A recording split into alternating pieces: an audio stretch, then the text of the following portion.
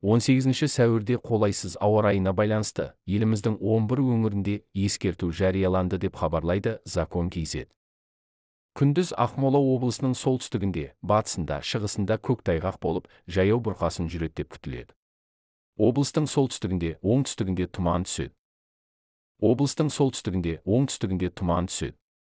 Облыстың солтүстігінде, шығысында, оңтүстік-батыстан солтүстік-батысқа ойыса соққан желдің екпіні 15-20 метр секундына, күндіз облыстың солтүстігінде 23 метр секундынты құрайды деп болжанады. Көкшетауда оңтүстік-батыстан солтүстік-батысқа ойыса соққан желдің таңертең және күндізгі екпіні 15-20 метр секунд болады деп күтіледі. Түнде және таңертең Батыс Қазақстан облысының солтүстігінде, шығысында тұман болады. Түнде облыстың солтүстік шығысында сынап бағаны 1-6 градусқа дейін төмендеп, үсік жүреді деп күтіледі. Орал қаласында түнде және таңертең тұман болады.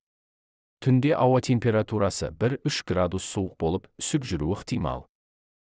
Орал қаласында түнде және таңертең тұман болады. Түнде ауа температурасы 1-3 градус суық болып, үсік жүруі ықтимал.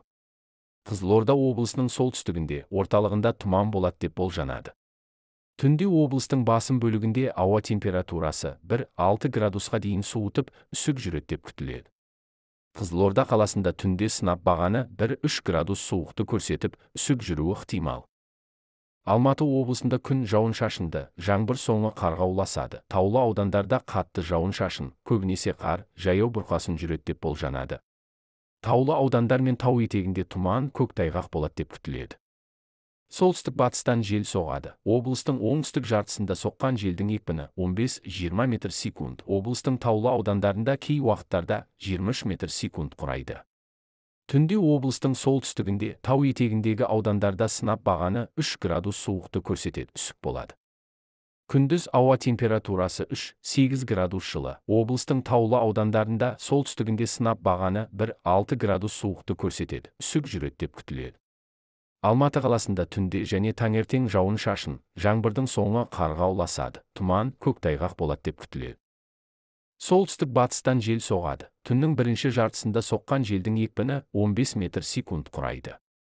Түнде 1-3 градус суық болады, үсік жүреді. Күндіз 6-8 градус жылы болады деп күтіледі. Қонаев қаласында солтүстік-батыстан жел соғады. Екпіні 15 метр секунд. Түнде Қарағанды облысының шығысында жаяу бұрқасын жүреді, көктайғақ болады деп күтіледі. Облыстың солтүстігінде, оңтүстігінде тұман түседі. Солтүстік-батыстан жел соғады. Облыстың шығысында соққан желдің екпіні 15-20 метр секунд болады деп күтіледі. Түнде Шығыс Қазақстан облысының басым бөлігінде қар жауады деп күтіледі. Күндіз облыстың солтүстігінде, шығысында, оңтүстігінде жауын-шашын, жаңбыр, қар болады. Облыстың солтүстігінде, шығысында жаяу бұрқасын жүреді, көктайғақ болады.